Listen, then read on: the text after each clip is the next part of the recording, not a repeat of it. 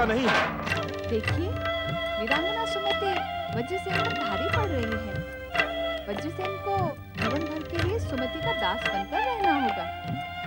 अभी उन दोनों का द्वंद्व युद्ध समाप्त कहाँ हुआ है? देखती जाओ आगे क्या होता है।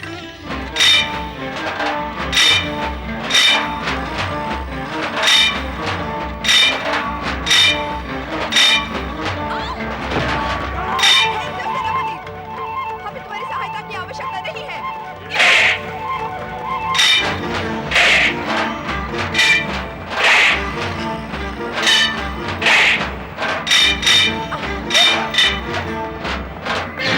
युवराज सुमति पराजित हो गई।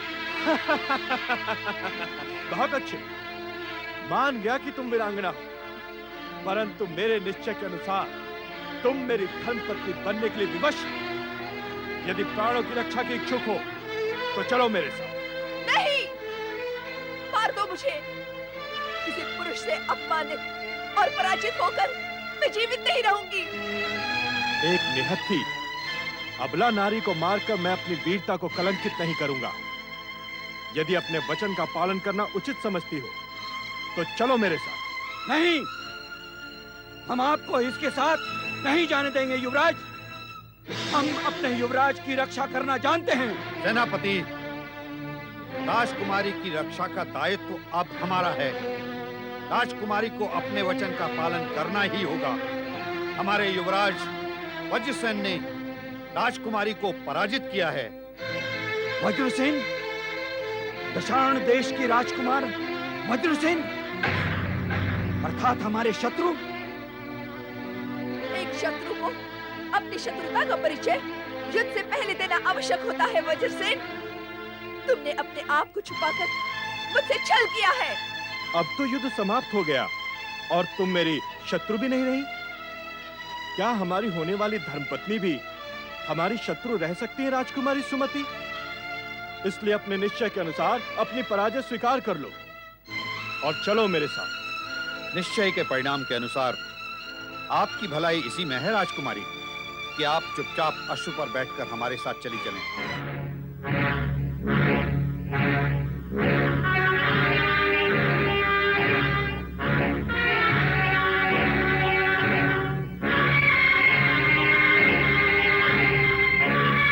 मेरा निश्चय ये है कि यदि आप खड़ग युद्ध में मुझसे हार गई तो आपको मेरी धर्मपत्नी बनकर रहना होगा।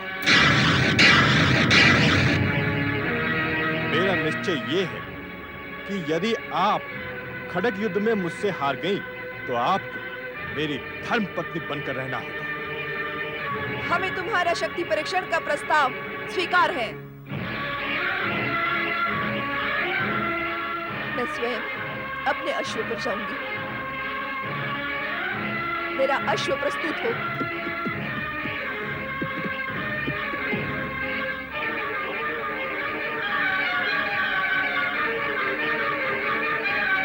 सेनापति, पिताश्री से कहिए मैं अपने सम्मान की रक्षा नहीं कर पाई।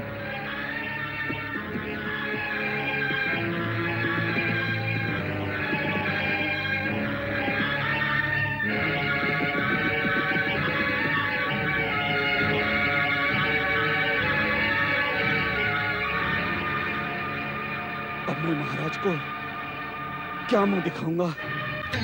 यह एक वीरांगना नारी का अपमान है स्वामी। आपने वज्रसेन का पक्ष लिया और वह जीत गया। यह अन्याय है। यदि तुम इसे अन्याय समझती हो तो तुम इस अन्याय का परिमार्जन करने के लिए स्वतंत्र हो। जाओ, सुमति की सहायता करो। मुझे आज्ञा दीजिए स्वामी।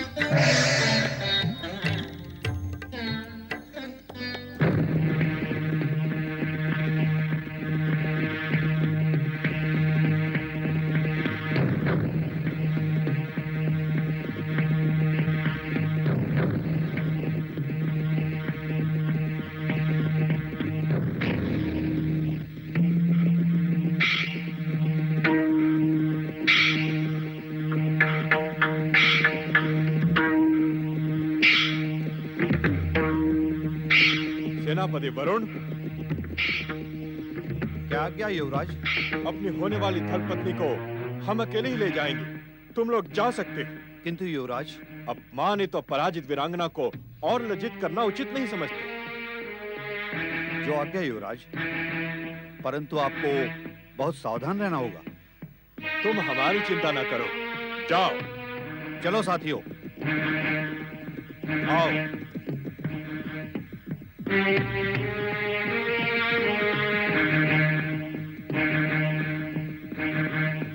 जिसने तुम्हें पराजित किया, अपमानित किया, उसके साथ क्या तुम धर्मपत्नी बनकर रह पाओगी? तुम्हारा सारा जीवन नर्क की यातना में बीतेगा सुमति।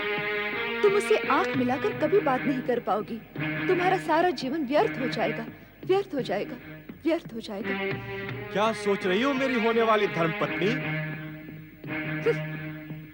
तुम्हारा जीवन अमूल्य है सुमति। तुम्हारी बाहुओं में अभी इतना बल है कि तुम इस स्थिति को बदल सकते हो। वचन के बंधन से निकलकर इस समय चतुराई और राजनीति से काम लो। निकल भागो यहाँ से, निकल भागो, निकल भागो। सुमति, ये तो वचन भंग है। ठहर जाओ सुमति, ठहर जाओ।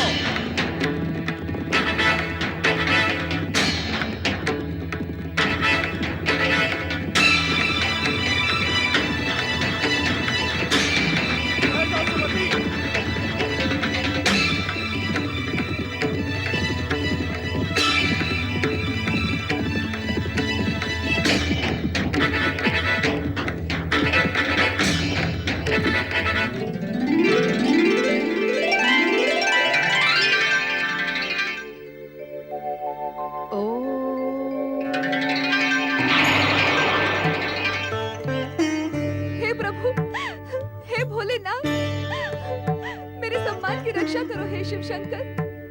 आप हमारे राजकुल के आराध्य हैं। मैं वज्रसेन से शक्ति परीक्षण में हारने के कारण संकट में पड़ गई हूँ। मेरी रक्षा करो, आप सर्वशक्तिशाली हैं। मेरी रक्षा करो भोलेनाथ, मेरी रक्षा करो। ओम नमः शिवाय। मेरी रक्षा करो। पुत्री, क्या तुम किसी संकट में पड़ गई हो? हाँ, परंतु आप कौन हैं?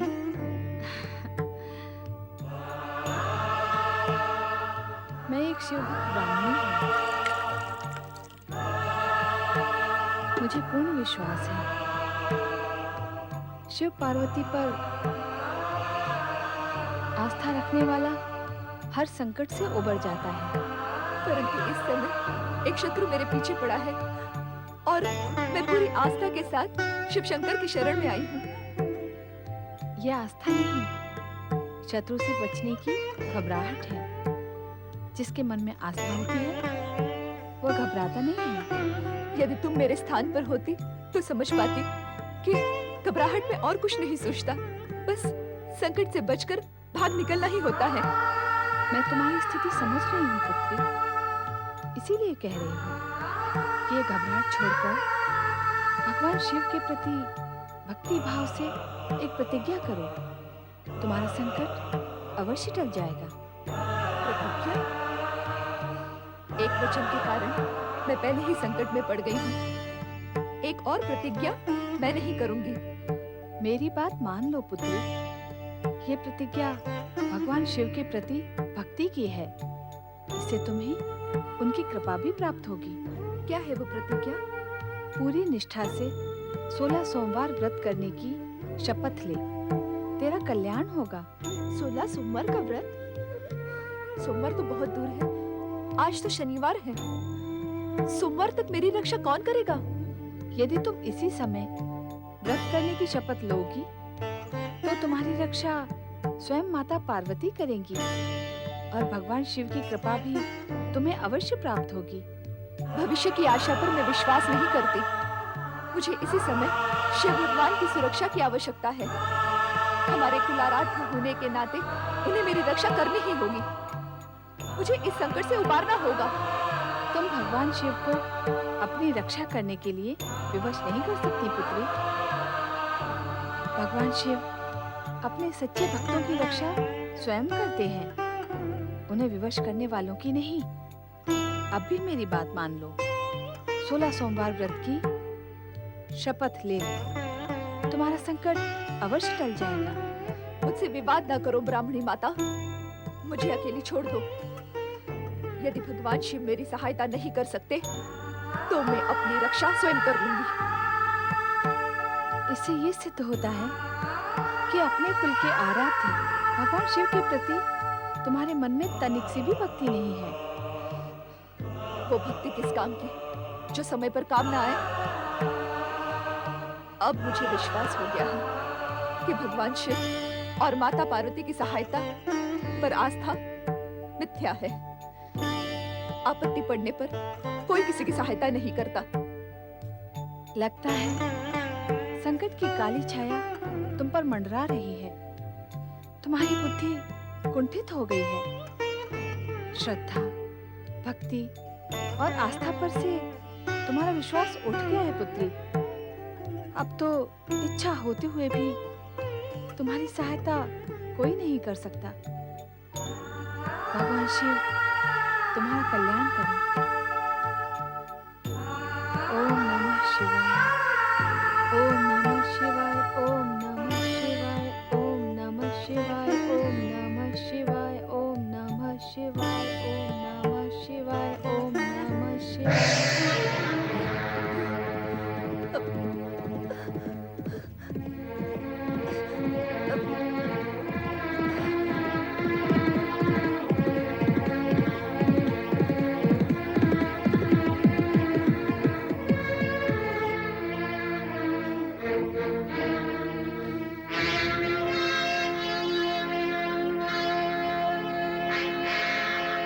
अश्वत्थ तो बाहर खड़ा है, ये कहां चली गई?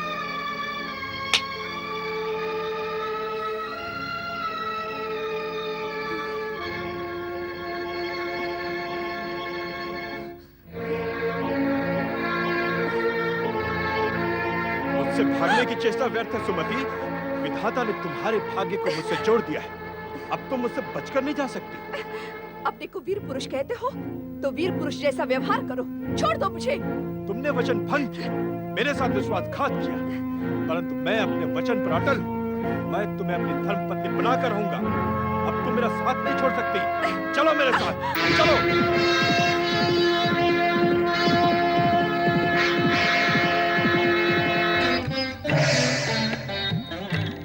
क्या हुआ देवी? अपनी प्रिय सुमति को संकट से मुक्त किया या नहीं? उसकी बुद्धि भ्रमित हो गई है स्वामी। उसके मन में आपके या मेरे प्रति कोई भक्ति नहीं है। अर्थात अब उसे अपनी करनी का दंड मिलेगा।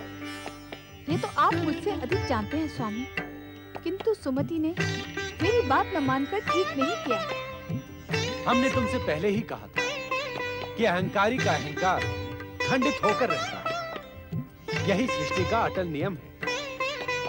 अब चलो कैलाश, नंदी और शिवगण व्यग्र हो रहे होंगे।